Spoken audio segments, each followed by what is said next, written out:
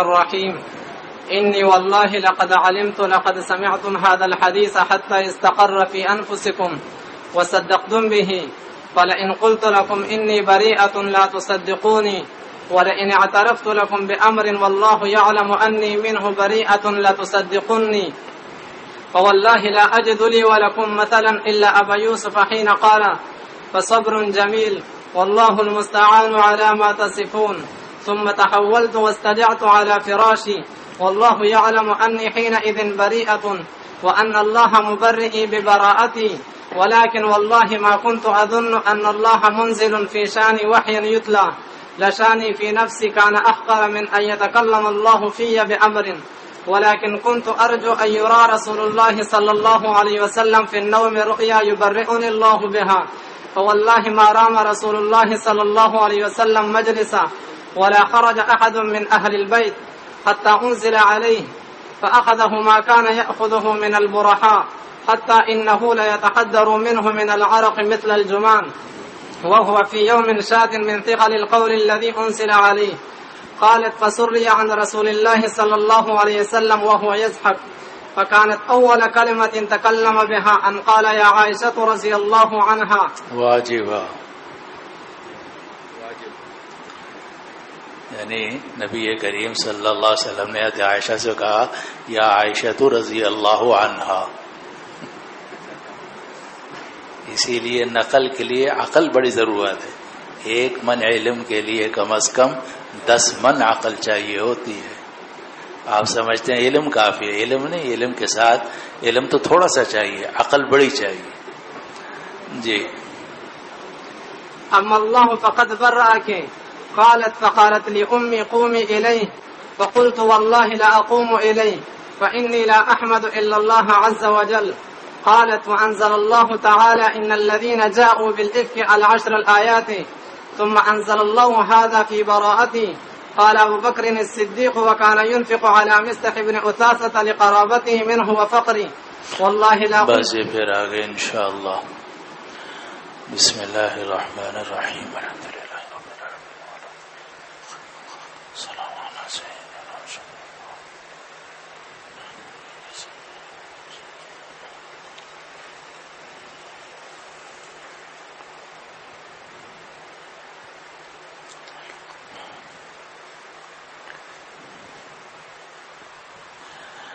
بات چل رہی تھی کہ رسول اللہ صلی اللہ علیہ وسلم نے خطبہ مسنونہ اور تشہد کے بعد اپنی بات ارشاد فرمائی، اور اس کے بعد آپ کی جب بات ختم ہو گئی تو حضرت عائشہ رضی اللہ عنہا نے اپنی والد سے کہا کہ آپ جواب دے دیجئے.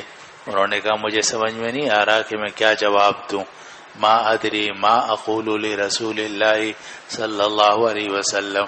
کہتے ہیں میں نے اپنی امی سے کہا، وہ بھی وہاں موجود تھی، کہ آپ رسول اللہ صلی اللہ علیہ وسلم کو جواب دے دیجئے. انہوں نے بھی یہی کہا کہ ما ادری ما اقول.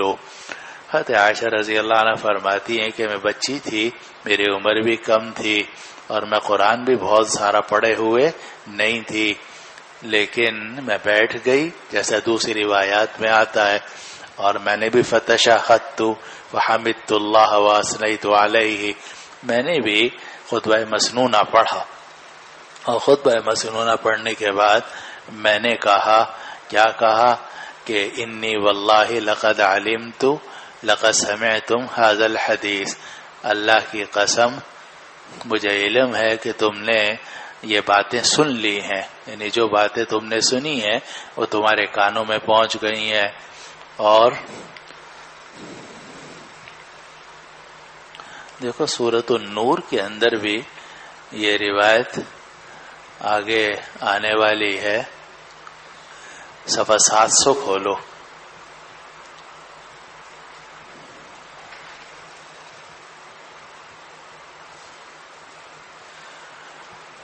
صفحہ 700 کھولو تو اس میں 1 2 3 4 5 6 7 8 9 10ویں سطر میں ہے کہ فقالت امی اقول ماذا فلما لم يجيبه تشهدت فحمدت الله واثنيت عليه بما هو اهله ثم قلت اما بعد.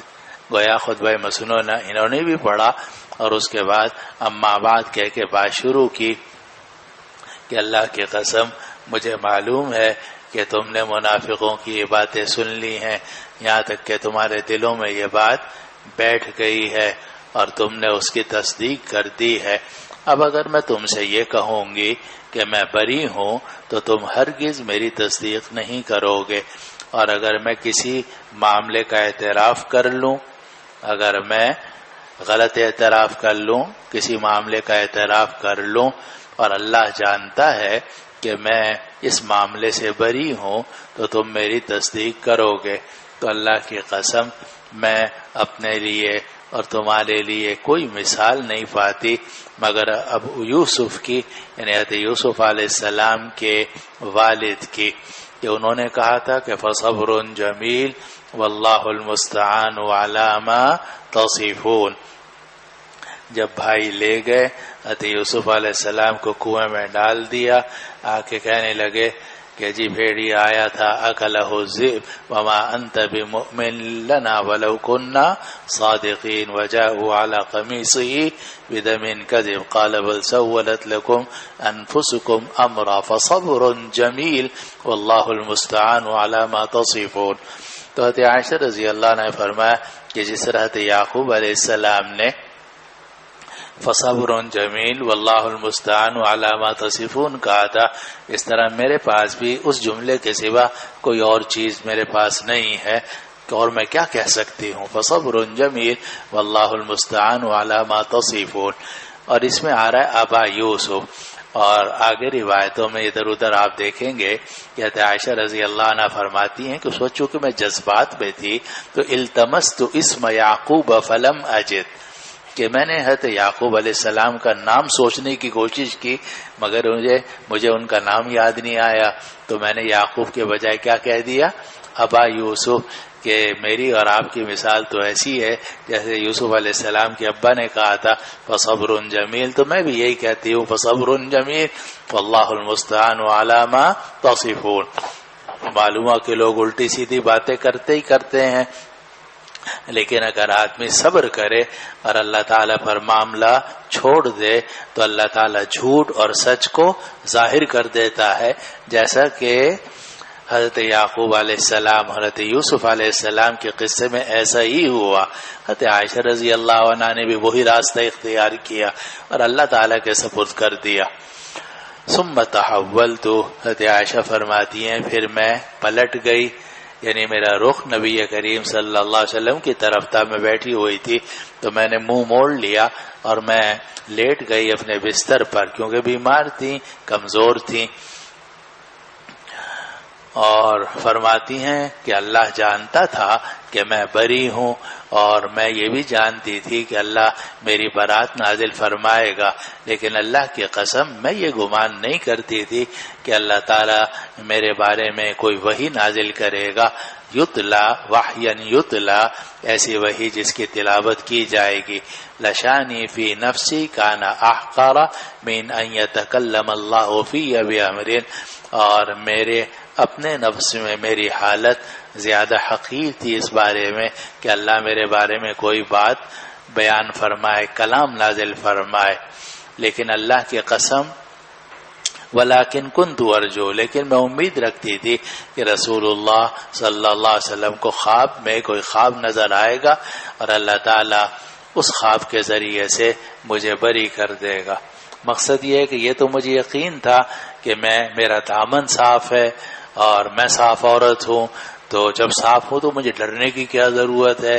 اللہ تعالیٰ عالم الغیب والشہادہ ہے، وہ تو ایک ایک بات کو جاننے والا ہے، اور اللہ جانتا ہے کہ میں بری ہوں تو اللہ تعالیٰ میری برات ضرور نازل فرمائے گا.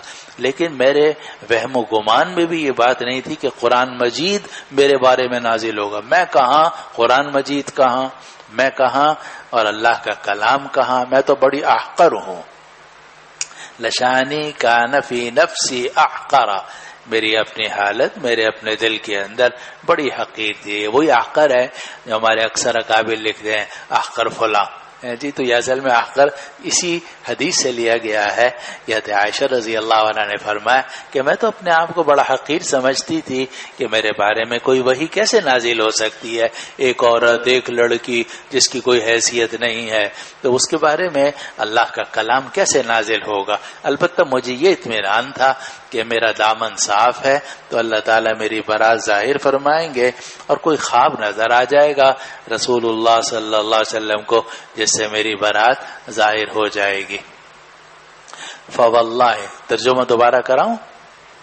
آسان ہے نا. پھر اللہ کی قسم رسول اللہ صلی اللہ علیہ وسلم نے اپنی جگہ نہیں چھوڑی. رام یروم فارقہ کے معنی میں ہے کہ آپ نے اپنی جگہ نہیں چھوڑی، اور گھر والوں میں سے کوئی بھی آدمی وہاں سے نہیں نکلا. ابوبکر صدیق بھی تھے، ان کی بیوی بھی تھی، رسول اللہ صلی اللہ علیہ وسلم بھی تھے، کوئی بھی باہر نہیں نکلا، یہاں تک کہ آپ کے اوپر وہ کیفیت نازل ہونے لگی جو وحی کے موقع پر نازل ہوتی تھی. حتی انزل علیہ، یہاں تک کہ آپ کے اوپر وحی نازل ہونے لگی. فاخذہ ما کان یاخذہ من البرحاء، اور آپ کو پکڑ لیا اس چیز نے جو آپ کو پکڑتی تھی سختی میں سے. یعنی جب آپ پر وحی نازل ہوتی تھی تو آپ کے اوپر ایک سخت کیفیت پیدا ہوتی تھی اور پسینے چھوٹ جاتے تھے آپ کے. اور اگر آپ کسی اونٹنی پر سوار ہوتے تھے تو وہ اونٹنی کھڑی نہیں رہ سکتی تھی بلکہ بیٹھ جاتی تھی. جیسے قرآن مجید میں آتا ہے سنلقی علیک قولا ثقیلا، تو یہ وحی بڑا قول ثقیل ہے.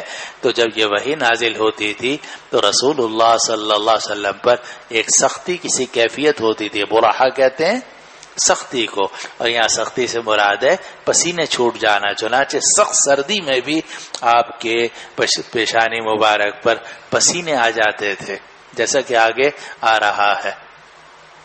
تو آپ کو پکڑ لیا اس سختی نے جو آپ کو پکڑ لیتی تھی، یہاں تک کہ آپ سے ڈھلکنے لگے پسینے کی وجہ سے موتی جیسے قطرے.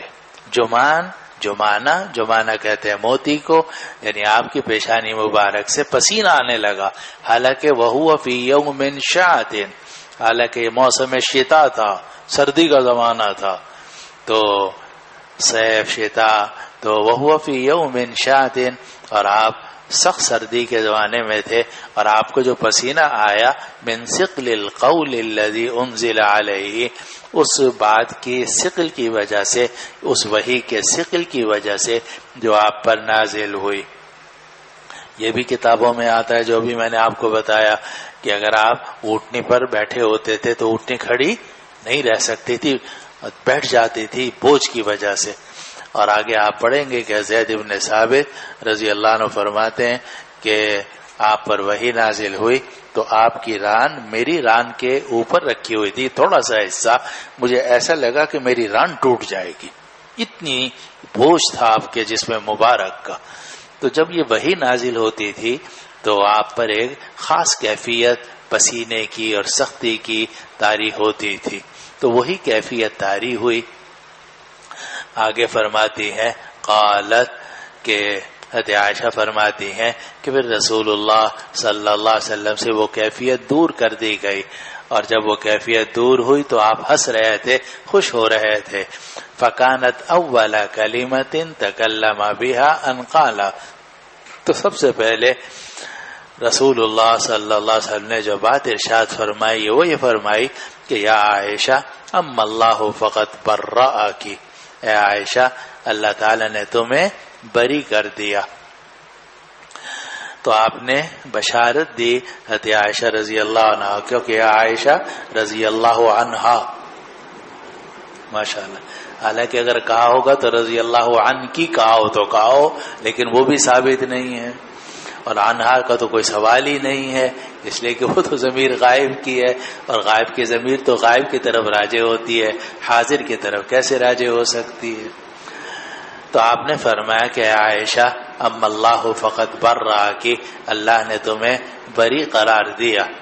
قالت، حضرت عائشہ فرماتی ہیں فقالت لی امی قومی الیہ، تو میری امی کہنے لگی کہ تم کھڑی ہو جاؤ رسول اللہ صلی اللہ علیہ وسلم کی طرف۔ رسول اللہ صلی اللہ علیہ وسلم بظاہر دوسری طرف تھے، یہ اپنے بستر پر لیٹی ہوئی تھیں، تو جب رسول اللہ صلی اللہ علیہ وسلم نے بشارت دی تو ان کی جو والدہ تھی وہ وہاں موجود تھیں، ام رومان، انہوں نے اپنی بیٹی سے کہا قومی الیہ، تم کھڑی ہو جاؤ رسول اللہ صلی اللہ علیہ وسلم کے پاس جا کر، یعنی یہ خوشخبری انہوں نے دی ہے تو تم ان کے پاس جا کر کھڑی ہو جاؤ۔ معلوم ہو کہ بیوی اگر شوہر کے پاس کھڑی ہو جائے تو کوئی تقوی یا زہد کے خلاف نہیں ہے۔ آپ جانتے ہیں آپ کے علاقوں میں کیا حال ہے، وہاں تو بیوی شوہر کے ساتھ کھڑی نہیں ہو سکتی، حرام ہے بالکل، اور آپ کے ہاں تو بیوی شوہر سے بات بھی نہیں کر سکتی کسی کے سامنے۔ اگر کوئی بیوی اپنے شوہر سے بات کرے گی تو وہ گناہ کبیرہ ہوگا۔ حالانکہ یہاں آپ دیکھ رہے ہیں کہ جناب رسول اللہ صلی اللہ علیہ وسلم، حضرت عائشہ رضی اللہ عنہ بات کر رہے ہیں، اور حضرت ابوبکر صدیق، ام رومان سب موجود ہیں وہاں۔ اور عجیب بات یہ ہے کہ وہی علاقے کہ جہاں شوہر کا اپنی بیوی سے بات کرنا حرام ہے اور گناہ کبیرہ ہے، تو انہی علاقوں میں چچا زاد بہن، مامو زاد بہن، خالہ زاد بہن اور نامحرموں سے ہاتھ ملانا عین سنت سمجھا جاتا ہے۔ آدمی کا دماغ پھٹنے لگتا ہے کہ کون سا دین ہے جو یہ جس حضرات کی جن کی یہ پیروی کر رہے ہیں، آدمی کا دماغ خراب ہو جاتا ہے۔ بہرحال آپ لوگ اپنے مذہب کو خود جانتے ہو، لیکن قرآن و سنت میں یہ ہے کہ حضرت عائشہ رضی اللہ عنہ کی والدہ نے حضرت عائشہ سے کہا کہ تم جا کر شوہر کے پاس کھڑی ہو جاؤ۔ معلوم ہوا کہ بیوی شوہر کے پاس جا کر کھڑی ہو جائے یا شوہر کے قریب جا کر بیٹھ جائے تو یہ گناہ کبیرہ نہیں ہے، جائز ہے اور احادیث سے ثابت ہے۔ اسی طرح یہ بات بھی ثابت ہے کہ آپ سوار ہوتے تھے، آپ کے پیچھے ازواج مطہرات بیٹھی ہوتی تھیں، اونٹ کے اوپر یا اور سواریوں کے اوپر۔ اب تو دیندار آدمی جا رہا ہو تو بیوی اس کی کم از کم 8 فٹ پیچھے ہونی چاہیے، کیونکہ اگر ساتھ ہوگا، ساتھ کھڑی ہو جائے گی تو گناہ کبیرہ ہے آپ لوگوں کے مذہب میں۔ اب یہ دین کو اتنا خراب کر رہے ہیں آپ لوگ، اور خراب کر چکے ہیں کہ احادیث پڑھو کچھ اور سمجھ میں آتا ہے، اور جناب آپ لوگوں کے جو مذاہب مروجہ ہیں ان کو دیکھو تو عجیب بات نظر آتی ہے۔ بہرحال حضرت عائشہ رضی اللہ عنہ کی والدہ نے کہا قومی الیہ، تم جا کر حضور کے پاس کھڑی ہو جاؤ، مگر یہ بھی بہت ناراض تھی۔ فقلت واللہ لا اقوم الیہ، کہا اللہ کی قسم میں نہیں کھڑی ہوں گی۔ اب بیوی شوہر سے ناراض ہے، اور بیوی شوہر سے ناراض ہو ہی جاتی ہے، اگرچہ شوہر مولانا ہی کیوں نہ ہو، بزرگ ہی کیوں نہ ہو، بلکہ نبی ہی کیوں نہ ہو، کیونکہ یہ بیوی اور شوہر کا رشتہ اور ہوتا ہے، امتی کا اور نبی کا رشتہ اور ہوتا ہے، اور رشتوں کے فرق پر احکام مبنی ہوتے ہیں۔ آپ پڑھیں گے کہ رسول اللہ صلی اللہ علیہ وسلم فرماتے تھے کہ عائشہ میں جانتا ہوں کہ تم کب مجھ سے راضی ہوتی ہو، کب ناراض ہوتی ہو۔ کہا کیسے آپ کو پتہ چلتا ہے؟ کہا کہ جب تم راضی ہوتی ہو تو قسم کھاتی ہو تو کہتی ہو لا ورب محمد، لیکن جب تم ناراض ہوتی ہو تو کہتی ہو لا ورب ابراہیم، تو مجھے پتہ چل جاتا ہے کہ بیوی ناراض ہے۔ اب سوال یہ ہے کہ بیوی اگر شوہر سے ناراض ہو جائے، اور بیوی ہو امتی اور شوہر ہو نبی، تو کیا امتی کے لیے بھی نبی سے ناراض ہونا جائز ہے؟ مولانا حرام ہے، تو کفر والی بات ہے۔ لیکن یہ امتی کا نبی سے ناراض ہونا نہیں ہے مولانا، پتری عقل سے کام لیا کرو۔ یہ حیثیت کے بدلنے سے احکام بدل جاتے ہیں، حیثیت کے بدلنے سے احکام بدل جاتے ہیں۔ تو یہ کوئی امتی کا اپنے نبی سے ناراض ہونا نہیں ہے، بلکہ یہ بیوی کا اپنے شوہر سے ناراض ہونا ہے، اور بیوی اپنے شوہر سے ناراض ہو سکتی ہے اگرچہ مولانا ہی کیوں نہ ہو اور دور حدیث کا طالب علم ہی کیوں نہ ہو، بیوی تو ناراض ہو سکتی ہے، بیوی تو بیوی ہے۔ ماں جو ہے وہ اپنے بیٹے کو تھپڑ مار سکتی ہے اگرچہ وہ عالم ہی کیوں نہ ہو، ماں ہے۔ حیثیات کے بدلنے سے احکام بدل جاتے ہیں.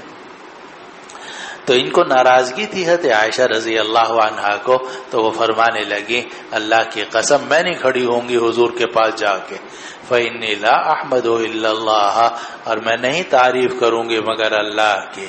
یعنی اللہ تعالیٰ نے میری برات نازل فرمائی ہے, مگر آپ لوگوں میں سے تو کسی نے میرا ساتھ نہیں دیا, تو میں تعریف کروں گی تو اللہ کی تعریف کروں گی. قالت, حضرت عائشہ رضی اللہ عنہ فرماتی ہیں کہ پھر اللہ تعالیٰ نے آیت نازل فرما دی, ان الذین جاءوا بالافک سے 10 آیات. یہ 10 آیات کہہ دی, ورنہ حقیقت میں آیات تو ساری ملا کر 17-18 کے قریب ہیں.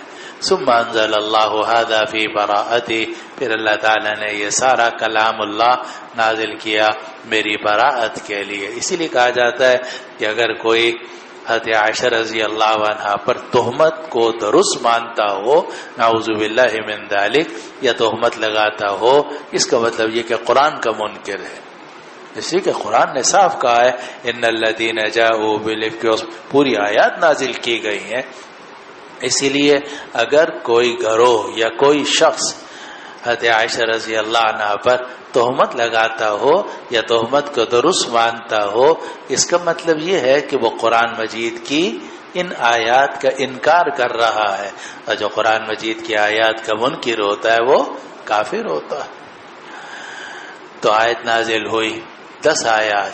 چلو جی آگے. قال ابو بکر صدیق, قال ابو بکر الصدیق رضی اللہ عنہ وكان ينفق على مستح بن أثاثة لقرابته منه وفقره, والله لا أنفق على مستح شيئا أبدا بعد الذي قال لعائشة ما قال, فأنزل الله ولا يختل أولو الفضل منكم إلى قوله غفور رحيم. قال ابو بکر الصدیق رضی اللہ عنہ بلا والله إني لا أحب أن يغفر الله لي, فرجع إلى مستح النفقة الذي كان ينفق عليه, وقال والله لا انزعها منه ابدا. قالت عائشہ, اب یہ بات پیچھے گزری کہ 3 آدمی تھے کہ جن کی زبان سے غلط کلمات نکل گئے اور جس کی وجہ سے ان کے اوپر حد بھی جاری کی گئی. حضرت حسان ابن ثابت رضی اللہ عنہ, حضرت مصطح ابن اساسہ رضی اللہ عنہ, اور حضرت حمنہ بنت جحش رضی اللہ عنہا. یہ جو مصطح ابن اساسہ تھے یہ ابو بکر صدیق کی خالہ زاد بہن کے بیٹے تھے, اور ابو بکر صدیق رضی اللہ عنہ نے مصطح ابن اساسہ کے فقر کی وجہ سے اور ان کی ماں کے بیوہ ہونے کی وجہ سے ان کا بہت خیال کیا, ان پر خرچ کیا کرتے تھے. جب یہ آیات نازل ہو گئی, معاملہ ختم ہو گیا, تو حضرت ابو بکر صدیق رضی اللہ عنہ نے قسم کھا لی, خدا کی قسم میں اس لڑکے پر اب 1 پیسہ بھی خرچ نہیں کروں گا, اس لیے کہ میں نے اتنا اس کا خیال کیا, اس کی ماں کا, اور اس نے جناب میری بیٹی کے اوپر ایسا الزام لگا دیا جس کو کوئی عقل تسلیم نہیں کر سکتی. تو آیت نازل ہو گئی, نہیں آپ کو قسم نہیں کھانے, بڑے لوگوں کو اس طرح کی قسمیں نہیں کھانی چاہیے. وَلَا يَأْتَلِ أُولُو الْفَضْلِ مِنْكُمْ وَالسَّعَةِ, جو اولو الفضل ہیں اور گنجائش والے لوگ ہیں, بڑے لوگ ہیں, ان کو اس طرح کی قسمیں نہیں کھانی چاہیے.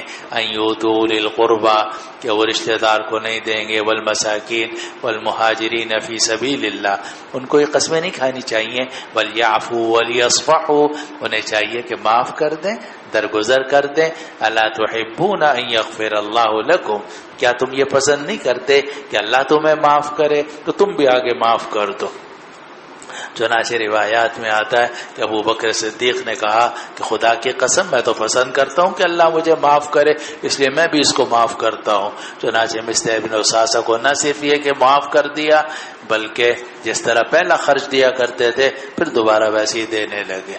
اس سے متعلق روایت ہے کہ ابو بکر صدیق نے قسم کھا لی کہ خدا کی قسم میں مصطح پر اب کبھی بھی کوئی خرچہ نہیں دوں گا بعد اس کے کہ اس نے عائشہ کے لیے کہا ہے جو کہا ہے.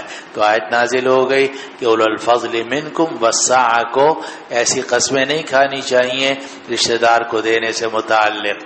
اور غفور الرحیم تک نازل ہوئی آیات. تو ابو بکر صدیق نے کہا کیوں نہیں, اللہ کی قسم میں تو پسند کرتا ہوں کہ اللہ مجھے بھی معاف کرے. چنانچہ انہوں نے واپس کر دیا مصطح کی طرف وہ خرچہ جو ان کے اوپر خرچ کرتے تھے، اور یہ کہا کہ اللہ کی قسم میں اب مصطح سے کبھی بھی اس خرچ کو بند نہیں کروں گا، لا انزعها، نہیں کھینچوں گا، کھینچنے سے مراد کیا ہے کہ بند نہیں کروں گا۔ چلو جی۔ قالت عائشة رضي الله عنها وكان رسول الله صلى الله عليه وسلم سأل زينب بنت جحش عن أمري فقال لزينب رضي الله عنها ماذا علمت أو رأيت؟ فقالت يا رسول الله أحمي سمعي وبصري والله ما علمت إلا خيرا. قالت عائشة رضي الله عنها وهي التي تساميني من أزواج النبي صلى الله عليه وسلم فعصمها الله بالورع. قالت وتفقت أختها حمنة تحارب لها فهلكت في من هلك. حضرت عائشہ رضی اللہ عنہ فرماتی ہیں کہ رسول اللہ صلی اللہ علیہ وسلم نے حضرت زینب بنت جحش سے پوچھا میرے معاملے کے بارے میں، تو آپ نے حضرت زینب سے پوچھا کہ تو کیا جانتی ہے یا تم نے کیا دیکھا ہے؟ تو حضرت زینب بنت جحش نے کہا یا رسول اللہ میں تو اپنے کانوں کی اور اپنے نگاہوں کی بہت حفاظت کرتی ہوں، احمی سمعی و بصری، میں حفاظت کرتی ہوں اپنے کانوں کی اور اپنے نگاہوں کی، اللہ کی قسم میں نہیں جانتی مگر خیر کو۔ عائشہ کے بارے میں مجھے خیر کے سوا کسی بات کا علم نہیں ہے۔ حضرت عائشہ فرماتی ہیں وہی التی تسامینی، کہ زینب بنت جحش تو وہ عورت تھی جو میرا مقابلہ کیا کرتی تھی۔ یہ زینب بنت جحش تو وہ عورت تھی کیونکہ قریب ترین جو آپ کے رشتہ داروں میں یا قریب کی ایک حضرت عائشہ تھی، دوسری حضرت زینب بنت، اس لیے ان دونوں کی لگتی بھی تھی ایک دوسرے سے، اور ان کے گھروں کے اندر حضرت عائشہ تھی، حضرت حفصہ تھی، حضرت سودا تھی، یہ اس گروہ میں تھی، ادھر حضرت زینب بنت جحش کے ساتھ حضرت صفیہ اور دوسری وغیرہ تھی۔ تو حضرت زینب بنت جحش اگرچہ میرا مقابلہ کیا کرتی تھی سوکن ہونے کی بنا پر، لیکن اللہ تعالیٰ نے ان کی حفاظت فرمائی پرہیزگاری کی وجہ سے، کیونکہ پرہیزگار خاتون تھیں، متقی خاتون تھیں اور ہیں، اس لیے انہوں نے میرے بارے میں کوئی نامناسب بات نہیں کہی۔ فعصمها اللہ بالورع، اللہ تعالیٰ نے ان کی حفاظت فرمائی ان کی پرہیزگاری کی وجہ سے۔ قالت، لیکن فرماتی ہیں عائشہ رضی اللہ عنہ کہ ان کی بہن ان کے لیے جنگ کر رہی تھی، فہلکت فی من ہلاک، تو جو لوگ ہلاک ہوئے ان میں حمنہ بھی ہلاک ہوئے، یعنی حضرت زینب بنت جحش تو اللہ والی تھی، ازواج مطہرات میں سے تھیں، اللہ تعالیٰ نے ان کی حفاظت فرمائی، انہوں نے میرے بارے میں کوئی غلط بات نہیں کہی۔ لیکن ان کی جو بہن تھی حمنہ بنت جحش، وہ اپنی بہن کی تائید میں اور میری مخالفت میں ایسی بڑھ گئیں کہ ان کی زبان سے غلط کلمات نکل گئے۔ فہلکت فی من ہلاک، تو جو لوگ ہلاک ہوئے ان میں وہ بھی ہلاک ہو گئیں، یعنی جن لوگوں پر حد قذف جاری کی گئی ان میں حضرت حمنہ بھی شامل تھی، 3 افراد پر۔ جی۔ قال ابن شهاب فهذا الذي بلغني من حديث هؤلاء الرهط. ثم قال عروة رحمه الله، ابن شہاب زہری نے یہ ساری حدیث سنائی اپنے 4 استادوں سے اور فرمایا یہ وہ حدیث ہے جو مجھے پہنچی ہے ان گروہ کے ان لوگوں سے، ان گروہ کے لوگوں سے۔ جی۔ قالت عائشة رضي الله عنها والله إن الرجل الذي قيل له ما قيل لا يقول سبحان الله فوالذي نفسي بيده ما كشفت من كنف أنثى قط. قالت ثم قتل بعد ذلك في سبيل الله. حضرت عائشہ فرماتی ہیں اللہ کی قسم بے شک وہ آدمی کہ جس کے لیے کہا گیا جو کہا گیا، یعنی الزام لگانے والوں نے مجھ پر الزام لگایا اور الزام لگایا حضرت صفوان ابن معطل السلمی ثم الزکوانی کے اوپر، تو لیکن وہ قسم کھا کے کہتے تھے کہ اللہ کی قسم میں نے تو کبھی کسی خاتون کے دامن کو نہیں کھولا کبھی بھی، یعنی میں نے تو حلال حرام کبھی بھی کسی خاتون کے دامن کو نہیں کھولا، یعنی کوئی سوال ہی نہیں ہے۔ ما کشفت من کنف، کنف کہتے ہیں دامن کو، انسا خاتون، کسی بھی خاتون کے دامن کو میں نے نہیں کھولا۔ بعض روایتوں میں آتا ہے لا حلالا ولا حراما، نہ حلال کے طور پر نہ حرام کے طور پر، اور یہ جملہ انہوں نے اس وقت بولا کیونکہ اس وقت تک ان کی شادی نہیں ہوئی تھی، لیکن بعد میں صفوان ابن معطل السلمی رضی اللہ عنہ کی شادی ہو گئی تھی، بلکہ ان کی شادی کے بعد ان کی بیوی کی بڑی ناراضگی کے بھی قصہ ہے کہ رسول اللہ صلی اللہ علیہ وسلم کے پاس آئیں اور آ کے کہنے لگی جی میرا شوہر بڑا عجیب ہے کہ سوتا رہتا ہے، فجر کی نماز نہیں پڑھتا، اور میں نماز پڑھتی ہوں تو ناراض ہوتا ہے کہ تو نفل نماز کیوں پڑھ رہی ہے، اور میں روزہ رکھتی ہوں تو میرا روزہ توڑوا دیتا ہے، میں نفلی روزہ رکھتی ہوں تو میرا روزہ توڑوا دیتا ہے۔ تو صفوان ابن معطل السلمی کی بیوی کافی زمانے کے بعد رسول اللہ صلی اللہ علیہ وسلم کی خدمت میں آئی اور یہ 3 اعتراض کیے، اور نبی کریم صلی اللہ علیہ وسلم کسی کے اعتراض سن کے متاثر نہیں ہوتے تھے، بلکہ مدعا علیہ کو صفائی کا موقع دیتے تھے۔ پتہ نہیں آواز آ رہی نہیں آ رہی مولانا؟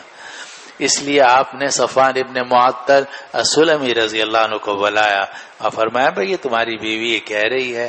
انہوں نے عرض کیا کہ یا رسول اللہ، میں کھیتوں میں پانی لگاتا ہوں ساری رات، تو کبھی کبھار ایسا ہوتا ہے کہ میں تھک جاتا ہوں تو آخر شب میں سو جاتا ہوں، تو وہاں کوئی جگانے والا نہیں ہوتا، اکیلا میں ہوتا ہوں، تو کبھی کبھار میری نماز قضا ہو جاتی ہے، لیکن وہ میں اپنے اختیار سے قضا نہیں کرتا کیونکہ وہاں کوئی جگانے والا نہیں ہوتا۔ اور عرض کیا کہ یا رسول اللہ، یہ جو میری بیوی کہتی ہے کہ جناب میں اس کو نفل نماز پڑھنے سے روکتا ہوں، تو اس کا قصہ یہ ہے کہ جب میں گھر میں آتا ہوں تو یہ اللہ اکبر کہہ کے اپنی نماز شروع کر دیتی ہے، اور 2 رکعتیں ایک سورت کے اندر پڑھتی ہے۔ میں کہتا ہوں کہ بھئی مختصر نماز پڑھ، اگر نفل نماز پڑھنی ہے اور 1 سورت بھی کافی ہے۔ اور تیسری جو بات یہ کہتی ہے کہ جناب میں اس کو روزہ نہیں رکھنے دیتا، وجہ کہ میں تو ساری رات پانی لگاتا ہوں کھیتوں کے اندر، اب صبح کو میں آتا ہوں، میں چاہتا ہوں کہ اپنی بیوی کے ساتھ ازدواجی تعلق قائم کروں، تو یہ اپنا کہتی ہے میں تو روزے سے ہوں، اور اللہ اکبر کہہ کر نماز شروع کر دیتی ہے۔ نبی کریم صلی اللہ نہیں، مذاق نہیں کر رہا ہوں، حدیث ہے ابو داؤد کی، مشکات میں بھی موجود ہے۔ اور یہ طریقے ہوتے ہیں نیک لوگوں کے دوسروں کو ستانے کے لیے۔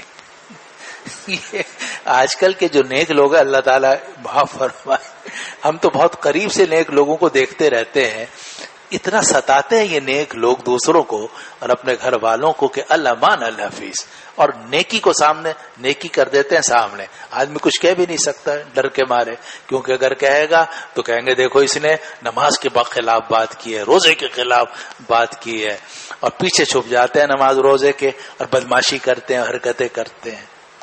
تو یہ جو بیوی تھی ان کی، یہ بھی ایسی نیکی تھی جیسے آپ لوگوں کی نیکی ہے، ستانے والی نیکی۔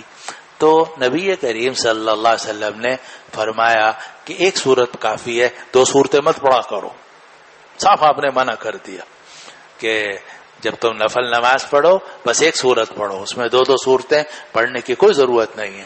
اور پھر آپ نے یہ بھی اعلان فرما دیا لا تصوم امرأۃ الا باذن زوجها، کوئی عورت روزہ نہ رکھے جب تک شوہر اس کا اجازت نہ دے۔ اس لیے کہ تم لوگ روزہ رکھو گے، نماز پڑھو گے، تبلیغ کرو گے اور دوسرے کام کرو گے لوگوں کو ستانے کے لیے، مقصد تمہارا نیکی نہیں ہوگا بلکہ مقصد لوگوں کو ستانا ہوگا، تو لوگوں کو ستانے کی تو کوئی اجازت نہیں ہے۔ اس لیے آپ نے فرمایا کوئی عورت نفلی روزہ نہیں رکھ سکتی بغیر شوہر کی اجازت کے، بلکہ آپ جانتے ہیں کہتے عائشہ رضی اللہ عنہا کہ روزے قضا ہو جاتے تھے تو وہ قضا کب کرتی تھی؟ شعبان میں، رمضان کے روزوں کی قضا کرتی تھی شعبان میں، اور فرماتی تھی کہ اس وقت میں رسول اللہ صلی اللہ علیہ وسلم بہت کثرت سے روزہ رکھتے تھے، تو مجھے اطمینان ہوتا تھا کہ میرا روزہ رکھنے سے نبی کریم صلی اللہ علیہ وسلم کو کوئی تکلیف نہیں ہوگی۔ تو یہ نفلی روزہ ہے، نفلی نماز ہے، یہ اگر دوسروں کو ستانے کے لیے کیا جائے تو مولوی صاحب یہ نیکی نہیں ہے بلکہ یہ برائی ہے۔ اور اگر نفل عبادت یا کوئی بھی عبادت یہ لوگوں کو ستانے کے لیے نہیں ہوتی بلکہ اللہ تعالیٰ کو راضی کرنے کے لیے، اپنے آخرت کو درست کرنے کے لیے ہوتی ہے۔ اور اگر آپ کی عبادات سے لوگوں کو تکلیف پہنچ رہی ہے نفلی عبادات سے، تو آپ کے لیے ضروری ہے کہ فی الحال اس نفلی عبادت کو آپ چھوڑ دو، پہلے لوگوں کی حاجت پوری کرو، پھر اس کے بعد اپنے نفلی عبادت کرنا چاہو تو جتنی چاہو کرو۔ تو بہرحال یہ تو پرانی بات ہے، یعنی بعد کی بات ہے، جب صفوان ابن معطل کی شادی ہو گئی تھی تو اس وقت میں ان کی بیوی بھی آئیں اور یہ قصہ ہوا جو ابھی میں نے آپ کو بتایا.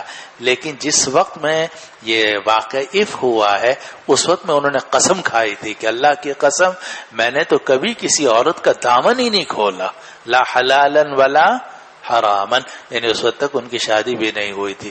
راوی حضرت عائشہ رضی اللہ عنہ فرماتی ہیں پھر اس کے بعد وہ اللہ کے راستے میں شہید کر دیے گئے. غزوہ ارمینیہ کے اندر سن 19 ہجری میں صفوان ابن معطل شہید ہو گئے اور جہاد میں گئے تھے، وہاں شہادت ان کو نصیب ہوئی. چلو جی. بسم اللہ الرحمن الرحیم. نام محمد احتشام الحق، ولدیت مولانا محمد اقبال صاحب عافیان. میرا تعلق کامرا ضلع اٹک سے ہے. ابتدائی 6 درجات جامعہ عربیہ عبداللہ بن مسعود ضلع ہری پور میں پڑھے ہیں. پچھلے سال سے یہاں زیر تعلیم ہوں. حافظ قرآن ہوں، ایک پارہ پڑھنے کا معمول ہے. چلو بسم اللہ. وبالسند المتصل منا إلى الإمام الهمام الحافظ الحجة أمير المؤمنين في الحديث أبي عبد الله محمد بن إسماعيل بن إبراهيم بن المغيرة بن بردزبع الجوفي البخاري رحمه الله تعالى ومتعنا بعلومه وبركاته آمين.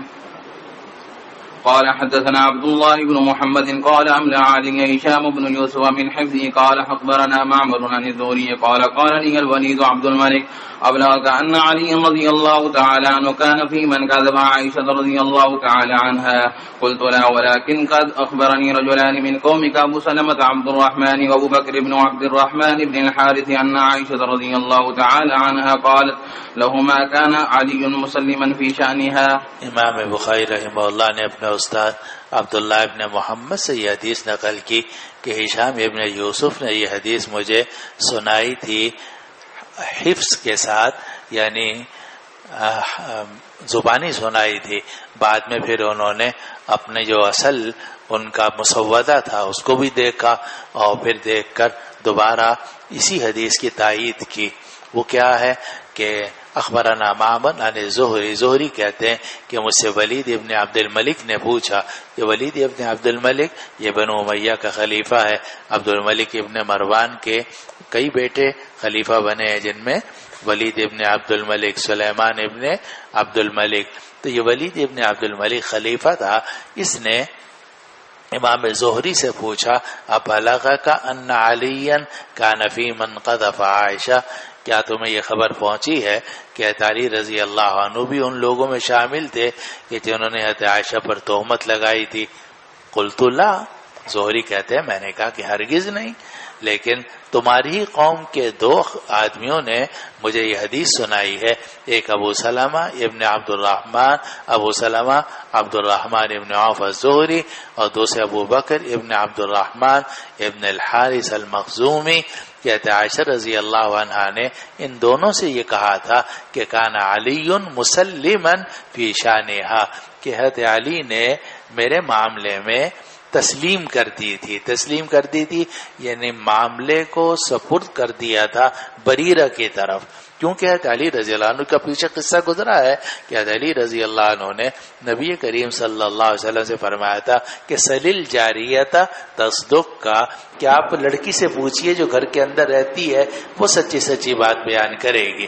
تو کانا علی مسلما فی شانہا، حضرت علی جو تھے انہوں نے حضرت عائشہ کے معاملے کو سپرد کر دیا تھا بریرہ کے.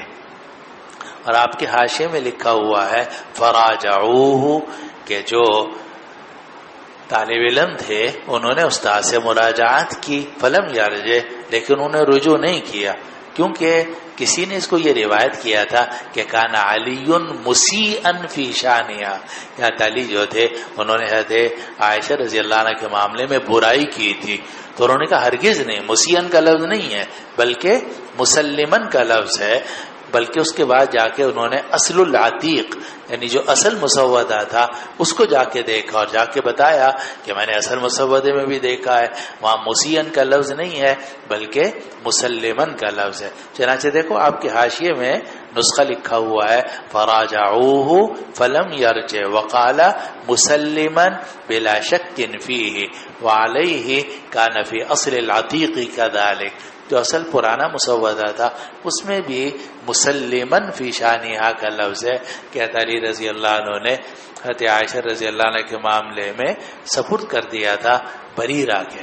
چلو وبه قال حدثنا موسى بن إسماعيل قال حدثنا أبو عوانة عن حسين عن أبي وائل قال حدثني مسروق بن الأجدع قال حدثتني أم رومان رضي الله تعالى عنها وهي أم عائشة رضي الله تعالى عنها قالت بين أنا قائدة أنا وعائشة إذا ولجت امرأة من الأنصار فقالت فعل الله بفلان وفعل فقالت أم رومان رضي الله تعالى عنها وما ذاك قالت ابني في من حدث الحديث قالت وما ذاك قالت كذا كذا قالت عائشة رضي الله تعالى عنها سمع رسول الله صلى الله عليه وسلم قالت نعم قالت وابو بكر قالت نعم فخرت مغشيا عليها فما أفاقت إلا وعليها حمى بنافذ فضربت عليها ثيابها فغطيتها وجاء النبي صلى الله عليه وسلم فقال ما شأن هذه قلت يا رسول الله أخذت الحمى بنافذ قالت فلعل في حديث تحدث قالت نعم فقعدت عائشة رضي الله تعالى عنها فقالت والله لئن حلفت لا تصدقوني ولئن قلت لا تعذروني مثلي ومثلكم كيعقوب وبنيه والله المستعان على ما تسبون قالت فانصرف ولم يكن لي شيئا فأنزل الله عذرها قالت بحمد الله لا بحمد أحد ولا بحمدك. روایت نقل کی ام رومان سے جو حضرت عائشہ رضی اللہ عنہ کی والدہ محترمہ ہیں، وہ فرماتی ہیں کہ میں بیٹھی ہوئی تھی اور عائشہ بھی وہاں موجود تھی کہ انصار کی ایک عورت اندر آئی. اس نے آ کر کہا اللہ تعالیٰ فلاں کے ساتھ اور فلاں کے ساتھ ایسا کرے، یعنی اس کو سزا دے. ام رومان نے کہا کہ کیا وجہ ہے؟ کہا کہ وہ میرا بیٹا ہے اور اس نے بھی اس طرح کی الٹی سیدھے باتیں کی ہیں. کہا کہ کیا بات کی ہے؟ تو کہا کہ یہ کہا ہے. حضرت عائشہ رضی اللہ عنہ فرماتی ہیں کہ حضرت عائشہ نے پوچھا کہ کیا رسول اللہ صلی اللہ علیہ وسلم نے بھی یہ باتیں سنی ہیں؟ کہا ہاں. کہا میرے والد نے بھی سنی؟ ابو بکر نے کہا ہاں. فخرت مغشیاً علیہا، تو حضرت عائشہ رضی اللہ عنہ بے ہوش ہو کے گر پڑے اور ان کو افاقہ نہیں ہوا مگر ان پر بخار تھا کپ کپی والا. حمہ کہتے ہیں بخار کو، اور نفذ ینفذ کے معنی ہوتے ہیں جھاڑنے کے، اور یہاں جھاڑنے سے مراد ہے کپ کپی چڑھنا، کہ حضرت عائشہ رضی اللہ عنہ کو بخار چڑھا کپ کپی کے ساتھ. تو حضرت ام رومان کہتی ہے کہ میں نے ان کے اوپر کپڑے ڈالے، یا فطراحت اگر ہو تو ام رومان نے اس سردی کی وجہ سے ان کے اوپر کپڑے ڈالے، میں نے ان کو چھپا لیا کپڑوں سے، یعنی تاکہ سردی نہ لگے. تو نبی کریم صلی اللہ علیہ وسلم تشریف لائے. آپ نے فرمایا ان کو کیا ہو گیا؟ میں نے عرض کیا کہ یا رسول اللہ ان کو کپ کپی کے ساتھ بخار نے پکڑ لیا ہے. تو رسول اللہ صلی اللہ علیہ وسلم نے فرمایا کہ شاید کہ اس بات کی وجہ سے جو بیان کی گئی ہے. ام رومان نے کہا کہ جی ہاں. پھر حضرت عائشہ بیٹھ گئیں اور کہنے لگیں اللہ کی قسم اگر میں قسم کھاؤں گی تم میری تصدیق نہیں کرو گے، اور اگر میں کہوں گی کوئی بات تو مجھے معذور نہیں سمجھو گے، اور میری اور تمہاری مثال تو ایسی ہے جیسے یعقوب اور ان کے بیٹے، کہ واللہ المستعان علی ما تصفون. حضرت عائشہ فرماتی ہیں کہ پھر آپ واپس پلٹے اور آپ نے مجھ سے کچھ نہیں کہا، لیکن اللہ تعالی نے عذر نازل کر دیا حضرت عائشہ کا. قالت، حضرت عائشہ رضی اللہ عنہ نے فرمایا بحمد اللہ، میں اللہ کی تعریف کرتی ہوں، لا بحمد احد ولا بحمدی، نہ کسی کی تعریف کرتی ہوں اور نہ آپ کی تعریف کرتی ہوں یا رسول اللہ. میری تو برات کس نے کی ہے؟ اللہ تعالیٰ نے کی ہے، اس لیے میں اللہ ہی کی تعریف کرتی ہوں. اور اس سے بڑا مسئلہ معلوم ہوا کہ اگر آدمی فیما بینہ و بین اللہ صاف ستھرا ہو، دامن صاف ہو، تو بزرگ ناراض ہو جائے، پیر ناراض ہو جائے، حتیٰ کہ نبی ناراض ہو جائے، کچھ فرق نہیں پڑتا بشرطے کہ اللہ تعالیٰ راضی ہو. وجہ یہ ہے کہ نبی ہیں یا شیخ ہے یا پیر ہے یا استاد ہے، والدین ہے، یہ کوئی عالم الغیب و شہادت تو ہے نہیں، یہ تو ظاہر کے مطابق ہی فیصلہ کرتے ہیں، لیکن اللہ تعالیٰ تو عالم الغیب و شہادہ ہے. اگر اللہ تعالیٰ کے ساتھ معاملہ انسان درست رکھے تو بالآخر اللہ تعالیٰ ان سب کو راضی کر دیتا ہے. اور اگر معاملہ اللہ تعالیٰ کے ساتھ درست نہ ہو، خود اللہ تعالی کے ساتھ معاملہ خراب ہو تو جھوٹ بول کے اگر آپ وقتی طور پر شیخ کو، استاد کو، والدین کو، بڑوں کو راضی بھی کر لیں گے تو بھی اس کا کچھ فائدہ نہیں ہوگا، بعد میں اللہ تعالیٰ ان کو ناراض کر دیں گے۔ تو اسی لیے ہم کہتے ہیں کہ اصل معاملہ لوگوں کے ساتھ نہیں ہے، اصل معاملہ اللہ سبحانہ و تعالیٰ کے ساتھ ہے۔ نہ معاملہ استاد سے ہے، نہ شیخ سے ہے، حتیٰ کہ نبی سے بھی اس درجے میں نہیں ہے۔ اصل معاملہ تو اللہ سبحانہ۔ اب حضرت عائشہ رضی اللہ عنہا سے رسول اللہ صلی اللہ علیہ وسلم بھی کھنچے ہوئے ہیں اور دیکھ رہی ہیں کہ رخ بدلا ہوا ہے، لیکن ان کو اپنے اللہ تعالیٰ پر اطمینان ہے کہ میں پاک صاف ہوں، میرا اللہ جانتا ہے۔ جب جانتا ہے اللہ تعالیٰ نے نبی علیہ الصلوۃ والسلام کو بھی راضی کر دیا اور جناب سارے بادل چھٹ گئے۔ تو اصل معاملہ کس کے ساتھ ہے؟ اللہ سبحانہ و تعالیٰ۔ یہ ہمیشہ یاد رکھنا چاہیے۔ اسی لیے کسی سے نہ ڈرنے کی ضرورت ہے، نہ کسی سے دبنے کی ضرورت ہے۔ البتہ یہ ضروری ہے کہ آپ اپنا معاملہ اللہ سبحانہ و تعالیٰ سے صاف ستھرا رکھیں اور آپ کا دامن صاف ہو۔ جب دامن صاف ہو اللہ تعالیٰ آپ کی مدد کرنے والا ہے۔ چلو جی۔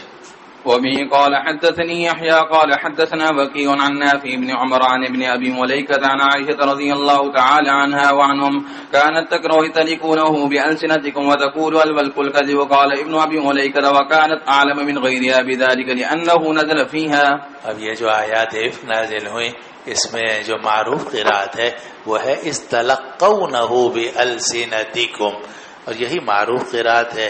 لیکن حضرت عائشہ رضی اللہ عنہا سے یہ قرات شاذہ ہے۔ شاذہ ہے نا، ہے شاذہ قرات شاذہ ہے کہ وہ پڑھا کرتی تھی استلیقونہ بألسنتکم۔ تلقا یا تلقا، تلقین کے معنی تو ہیں لینے کے۔ جب تم یہ بات اپنی زبانوں سے لے رہے تھے، آگے منتقل کر رہے تھے، اور تلیقونہ اگر پڑھا جائے تو ولق یلیقو کے معنی ہوتے ہیں جھوٹ بولنے کے۔ تو استلیقونہ بألسنتکم، جب تم اپنی بات سے یہ جھوٹ کہہ رہے تھے۔ تو حضرت عائشہ رضی اللہ عنہا اس کو تلیقونہ پڑھا کرتی تھی، اور یہ راوی کہتے ہیں کہ حضرت عائشہ رضی اللہ عنہا اس آیت کو دوسروں کے معاملے سے زیادہ بہتر سمجھتی تھی، اس لیے کہ یہ سب آیات انہی کے بارے میں نازل ہوئی۔ چلو جی۔ بسم اللہ الرحمن الرحیم۔ میرا نام عبد الرحمن، والد صاحب کا نام عبداللہ، تعلق ضلع ملاکنڈ سے ہے۔ ابتدائی 5 درجات مدرسہ بزرگ غفاری راولپنڈی میں پڑھے، اور درجہ سادسہ جامع فریدیہ اسلام آباد میں پڑھا، اور پچھلے سال سے جامع حاضر میں زیر تعلیم ہوں۔ حافظ قرآن ہوں، روزانہ ایک پارہ پڑھنے کا معمول ہے۔ ماشاء نعمت ہے، قرآن بڑی نعمت ہے۔ قرآن حدیث، قرآن حدیث، قرآن متن ہے، حدیث اس کی شرح ہے۔ یہ 2 چیزیں پکڑ لو بس کامیابی ہے۔ جی۔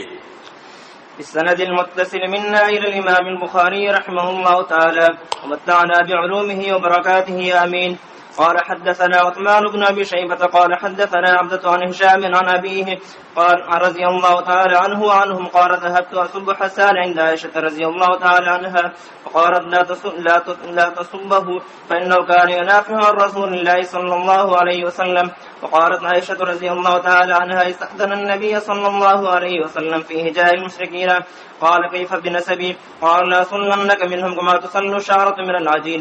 وقال محمد حدثنا عثمان بن فرقد قال سمعت هشاما عن أبيه رضي الله تعالى عنه وعنهم قال سببت حسان رضي الله تعالى عنه وكان إمن كثر عليها. ہشام ابن عروہ روایت کرتے ہیں اپنے والد عروہ ابن زبیر سے جو مشہور تابعی ہیں اور حضرت عائشہ رضی اللہ عنہ کے بھانجے ہیں۔ وہ فرماتے ہیں کہ میں حضرت حسان کو برا بلا کہنے لگا حضرت عائشہ کے سامنے۔ حضرت عائشہ نے فرمایا ان کو برا مت کہو، کیونکہ وہ دفاع کیا کرتے تھے رسول اللہ صلی اللہ علیہ وسلم کی طرف سے۔ اور حضرت عائشہ نے پھر واقعہ سنایا کہ حسان ابن ثابت نے اجازت طلب کی نبی کریم صلی اللہ علیہ وسلم سے مشرکین کے حجب کرنے کی۔ اور مشرکین کون تھے؟ قریش کے لوگ۔ آپ نے فرمایا میرے نسب کا کیا ہوگا، یعنی تم قریش کی حجب کرو گے تو میں بھی قریش کا ہوں، ابو بکر بھی قریش کے ہیں، عمر فاروق، عثمان غنی، علی مرتضیٰ سب قریش کے ہیں۔ تو اگر قریش پر اٹیک ہوگا تو قریش کے تو پھر سب پر ہی اٹیک ہوگا۔ کیف بنسبی فیکم، تو کیف بنسبی، میرا نسب پھر کیسے ہوگا؟ قال لأسلنک منہم کما تسل الشعرۃ من العجین، عرض کیا کہ یا رسول اللہ میں آپ کو ان سب کے درمیان میں سے اس طرح علیحدہ نکال لوں گا جیسا کہ سفید آٹے سے کالے بال کو نکال لیا جاتا ہے۔ اور میں نے آپ کو بتایا تھا کہ پھر آپ نے حضرت حسان بن ثابت رضی اللہ عنہ سے فرمایا کہ اچھا اگر ایسا کرنا ہے تو پھر ابو بکر کو اپنے ساتھ لگاؤ، کیونکہ ابو بکر جو ہے نسابۃ العرب ہیں، عربوں کے نسب کو جاننے والے ہیں، ان کو معلوم ہے کہ کس کی حجب کرنی ہے اور کس کی حجب نہیں کرنی، اور کیا کیا واقعات وہاں پیش آئے ہیں اور کن کن واقعات کی بنا پر حجب کی جائے گی۔ تو وہ آگے ہے کہ ہشام عن ابیہ، کہ میں نے ہشام کو سنا، وہ اپنے والد عروہ سے روایت کرتے تھے کہ میں نے حضرت حسان رضی اللہ عنہ کو برا بھلا کہا، وکان ممن کثر علیہا، اور حسان بھی ان لوگوں میں شامل تھے جنہوں نے حضرت عائشہ رضی اللہ عنہ کے بارے میں زیادہ باتیں کی تھیں، یعنی ان کی زبان سے تہمت کے کلمات نکل گئے تھے جس کی وجہ سے ان کے اوپر حد قذف جاری کی گئی۔ چلیے اچھا۔ وبه قال حدثني بشر بن خالد قال أخبرنا محمد بن جعفر عن شعبة عن سليمان عن أبي عن مسروق قال دخلت على عائشة رضي الله تعالى عنها وعنهم وعندها حسان بن ثابت رضي الله تعالى عنه ينشدها شعرا يشبه بأبيات له، وقال حسان رزاق ما تزن بريبة وتصبح خرثا من لحوم الغوافل، فقالت له عائشة رضي الله تعالى عنها لكنك لست كذلك. قال مسروق فقلت لها لم تأذن لي له أن يدخل عليك وقد قال الله تعالى والذي تولى كبره منهم له عذاب عظيم. فقالت وأي عذاب أشد من العذاب؟ فقالت له إنه كان ينافح أو يهاجي عن رسول الله صلى الله عليه وسلم. مسروق فرماتے ہیں کہ میں حضرت عائشہ رضی اللہ عنہ کی خدمت میں پہنچا، وہاں حسان ابن ثابت بھی بیٹھے ہوئے تھے اور حضرت عائشہ رضی اللہ عنہ کو اشعار سنا رہے تھے، یشبب بابیات لہو، اور ابیات کے ذریعے سے یعنی اشعار کے ذریعے سے آپ کی تعریف کر رہے تھے۔ اور یہ شعر پڑھا انہوں نے، حصان رزان ما تزن بریبت وتصبح غرثا من لحوم الغوافل۔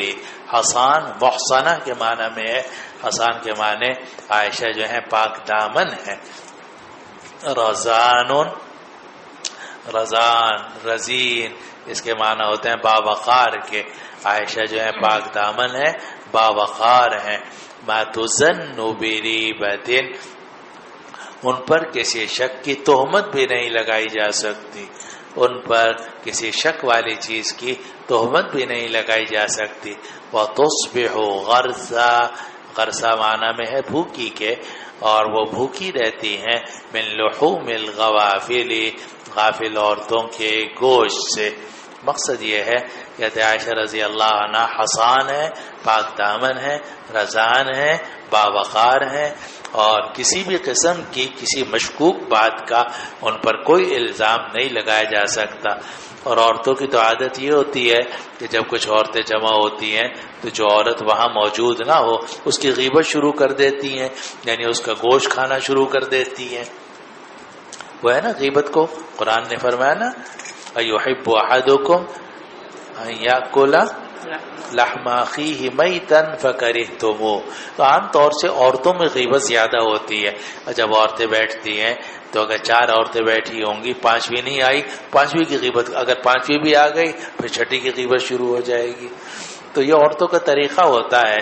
تو حضرت عائشہ رضی اللہ عنہ کی تعریف کرتے ہوئے حضرت حسان ابن ثابت رضی اللہ عنہ نے یہ شعر پڑھا کہ وَتُصْبِحُ غَرْثًا مِنْ لُحُومِ الْغَوَافِلِ، کہ عائشہ جو ہیں وہ بھوکی رہتی ہیں غافل عورتوں کے گوشت سے، یعنی کبھی کسی کی غیبت نہیں کرتی، کسی خاتون کی بھی، مرد کی تو کیا غیبت کریں گی، جو خواتین کی غیبت کرتی ہیں وہ بھی نہیں کرتی۔ وَتُصْبِحُ غَرْثًا مِنْ لُحُومِ الْغَوَافِلِ، اور بھوکی رہتی ہیں غافل عورتوں کے گوشت سے۔ حضرت عائشہ رضی اللہ عنہ نے جب یہ شعر سنا تو ایک جملہ فرمایا وَلَكِنَّكَ لَسْتَ كَذَلِكَ، کہ آپ تو ایسے نہیں ہیں، یعنی میں تو چلو کسی کا گوشت نہیں کھاتی، لیکن جناب آگے ڈیش ڈیش ڈیش. تو یعنی آپ نے تو میرے بارے میں، مقصد یہ تھا کہ جناب آپ تو ایسے نہیں ہیں، یعنی آپ نے تو میرے بارے میں یہ باتیں کر دی تھی. تو یہ بات کہی حضرت عائشہ رضی اللہ عنہا نے کہ لکنک لست کذالک. مسروق کہتے ہیں کہ میں نے حضرت عائشہ رضی اللہ عنہ سے کہا کہ آپ حسان کو کیوں اجازت دیتی ہیں کہ وہ آپ کے پاس آئیں، جبکہ اللہ تعالیٰ کا ارشاد ہے والذی تولی کبرہ منہم لہ عذاب عظیم، کہ جو آدمی اس بڑے بہتان کا متولی تھا اس کے لیے عذاب عظیم ہے. ویسے تو والذی تولی کبرہ کا تعلق حضرت حسان سے کوئی نہیں ہے. والذی تولی کبرہ منہم لہ عذاب عظیم سے مراد عبداللہ ابن ابی رئیس المنافقین ہے. اور تمام احادیث اور تمام تفسیریں اس بات کے اوپر متفق ہیں. لیکن مسروق نے حضرت عائشہ رضی اللہ عنہ کے سامنے یہ کہا کہ یہ بھی تو اس بڑے بہتان میں متولی رہے ہیں، شریک رہے ہیں، تو آپ ان کو کیوں اپنے ہاں آنے کی اجازت دیتی ہیں؟ فرمایا ان کی تو بینائی بھی ختم ہو گئی ہے. اس وقت میں حضرت حسان نابینا ہو گئے تھے بیماری کی وجہ سے. تو فرمایا وَأَيُّ عَذَابٍ أَشَدُّ مِنَ الْعَمَى، کون سا عذاب زیادہ سخت ہو سکتا ہے نابینا ہونے سے؟ یعنی ان کو تو عذاب عظیم دنیا ہی میں پیش آ گیا اور اللہ تعالیٰ نے آخرت کا گناہ ان کا معاف کر دیا. تکلیف پیش آ گئی کہ نابینا ہو گئے. اور یہ جو حضرت عائشہ رضی اللہ نے جواب دیا، یہ جواب اعلیٰ سبیل تسلیم ہے کہ اگر مان بھی لو کہ اس سے مراد حسان ابن ثابت ہیں تو پھر یہ جواب ہے.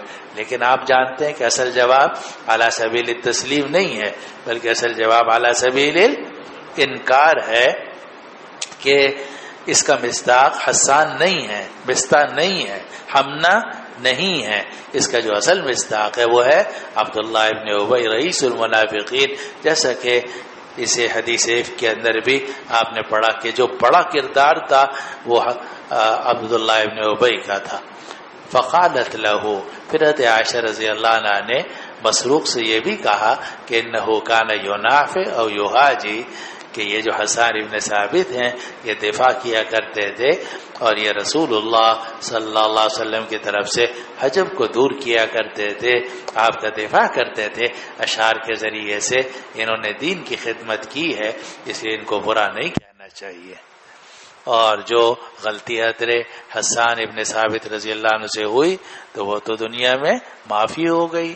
ایک تو توبہ بھی کر لی، پھر حد بھی جاری ہو گئی، پھر بعد میں انہوں نے عائشہ رضی اللہ عنہ کی ایسی ایسی تعریفیں کی، حصان رزان ما تظن بریبت وتصبح غرثا من لحوم الغوافل.